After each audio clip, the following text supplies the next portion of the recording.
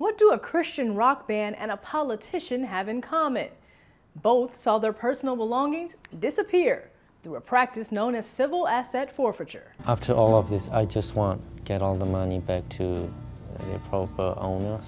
Iwa, manager of a Christian music group, was pulled over by Oklahoma law enforcement after a week on the road. The $30,000 they'd raised for charity, seized. Police thought he was a drug dealer, though no drugs were found.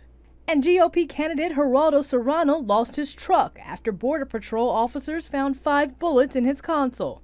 He was detained but never charged. In both high-profile cases, the property was returned, eventually.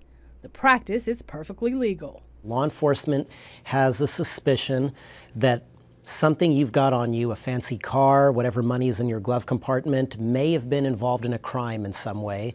And they say, well, because of my suspicion, I'm just going to take this. Defenders say there are positive sides to civil asset forfeiture. Law enforcement uses the resources for equipment and salaries. According to the Institute for Justice, the DOJ used it to take $4.5 billion in 2014. Lawmakers like Senator Rand Paul want to put the practice on trial. Many poor people in our country have cash taken from them, and then the government says, prove to us where you got the cash, and then you can get it back. But the burden's on the individual. Then came the Supreme Court. In the case of Timms v. Indiana, the court decided the $42,000 vehicle seized from Tyson Timms was excessive, more than 4 times the amount in fines he would have paid for that conviction.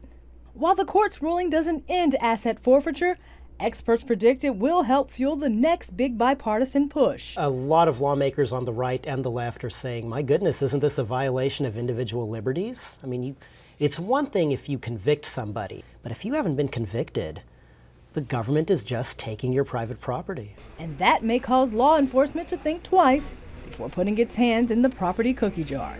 Amber Strong, CBN News, Washington.